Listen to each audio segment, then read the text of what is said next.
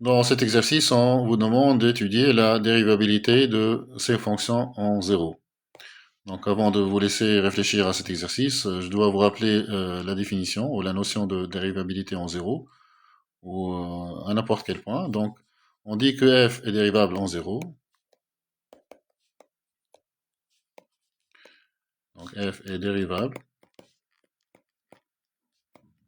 en zéro si seulement si la limite de f de x moins f de 0 sur x moins 0, quand x tend vers 0, donc cette limite existe et est finie.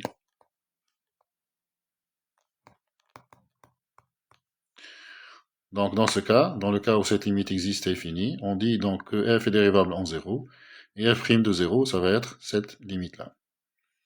Donc bien sûr, au lieu de travailler en 0, vous pouvez travailler dans n'importe quel point x0, vous dites que f est dérivable en x0, si seulement si la limite quand x tend vers x0 de f de x moins f de x0 sur x moins x0 existe et est finie. Voilà, donc je vous laisse maintenant cliquer sur pause, réfléchir à tout ça, et puis revenir à la vidéo pour voir le corriger. Allons-y donc pour la première fonction. Donc la première fonction, c'est f de x qui est égal à x fois la valeur absolue de x. Donc faisons f de x moins f de 0 sur x moins 0. Donc ça, c'est x fois valeur absolue de x. f de 0, c'est 0 sur x. Donc cette quantité, c'est la valeur absolue de x. Et la valeur absolue de x, quand x tend vers 0, elle tend vers 0. Donc la limite existe et est finie. Donc je peux dire que f est dérivable en 0 et f' de 0, c'est cette limite-là, c'est-à-dire 0. Passons maintenant à la deuxième fonction. Donc la deuxième fonction, c'est la fonction g de x qui est égale à x puissance 3 cinquièmes. Donc calculons g de x moins g de 0 sur x moins 0. Donc ça fait x puissance 3 cinquièmes moins 0 sur x. Et ça fait x puissance moins 2 cinquièmes. Ou si vous voulez, 1 sur x puissance 2 cinquièmes. Et ça tend vers l'infini quand x tend vers 0. Et donc, cette limite n'est pas finie, donc je peux dire que g n'est pas dérivable en 0. Dérivable en 0.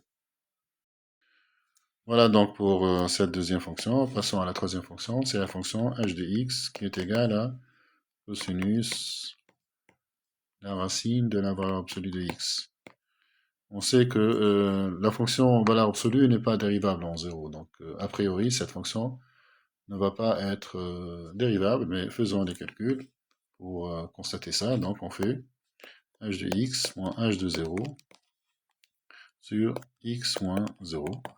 Et donc, ça fait h de x, c'est cosinus la racine de la valeur absolue de x, moins h de 0, c'est cosinus 0, c'est-à-dire 1, sur x. On va faire tendre x vers 0. Maintenant, on va utiliser une certaine équivalence. Je vais dire que au voisinage de 0, donc au voisinage de 0, cosinus t est équivalente à 1 moins t carré sur 2. C'est-à-dire quand vous faites tendre t vers 0, vous pouvez remplacer la fonction cosinus t par la fonction 1 moins t carré. Donc je vais utiliser cette équivalence et puis je vais revenir à la fin pour montrer qu'on a bien cette équivalence pour ceux qui ne connaissent pas cette équivalence. Donc là, donc, je peux dire que cosinus la racine de la valeur absolue de x donc, est équivalente à... Donc là, t, c'est la racine de la valeur absolue de x. Donc ça, c'est équivalent à 1 moins 1 demi fois la racine de la valeur absolue de x au carré. Et donc ça fait 1 moins 1 demi. La racine de la valeur absolue de x au carré, c'est la valeur absolue de x. Et donc, cosinus x, ou cosinus la racine de la valeur absolue de x moins 1 sur x, c'est-à-dire la fonction qu'on est en train d'étudier, on va calculer sa limite. Donc ça, c'est, ou la limite quand x tend vers 0 de tout ça, c'est la limite quand x tend vers 0 de 1 moins la valeur absolue de x sur 2, moins 1 sur x. Donc là, j'ai une simplification. Donc ça me fait la limite, quand x tend vers 0, de moins 1,5 ou moins valeur absolue de x sur 2x.